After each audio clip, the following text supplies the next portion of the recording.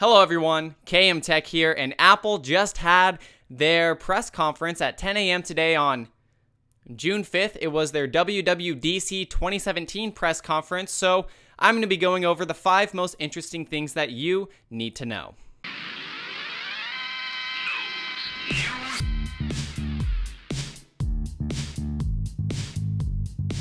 The first thing I want to talk about is the intro we were greeted with, which was a very app-heavy, developer-heavy introduction. The commercial was kind of interesting, although a little abrasive, but it was a great start to a great event that happened. Starting off with number 5, they talked about watchOS and how they are improving it with watchOS 4.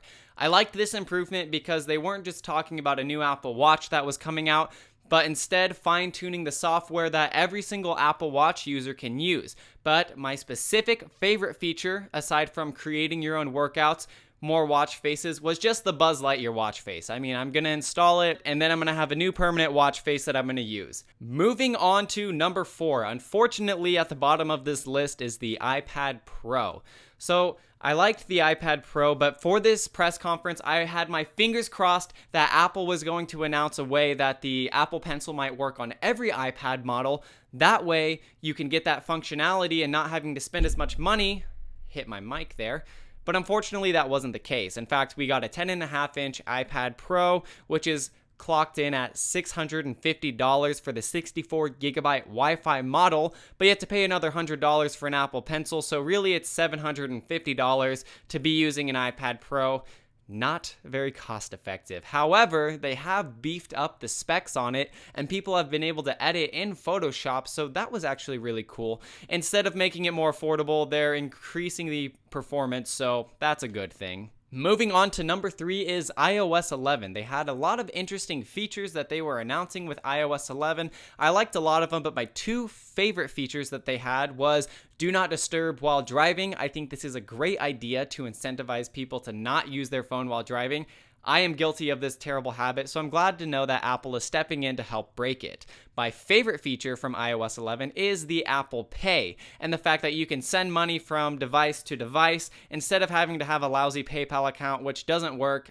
I hate PayPal. Moving on to number 2. This one's kind of weird because it actually coincides with number 1, but is VR support. So Apple was very adamant about the VR support that comes with the new Mac line that has launched, and it's talking about how developers can not only play games in VR on Mac, but they can actually create content and edit in Final Cut Pro. So now the idea of creating VR content is now possible on the Apple side of things. Real quick, before we get into number 1, I want to give an honorable mention to the HomePod, a very interesting device. It's basically competing with Amazon Alexa and Google's little drive that they also had. I don't quite remember the name of it, but I really like the HomePod. I think it has a lot to offer, but it's starting off at $350. It'll be launched this December. It was an interesting device, to say none of the less, and I really like that Apple at least brought a brand new product to the table, but I don't know how good it's going to be, so maybe a review will show up in December. I don't quite know.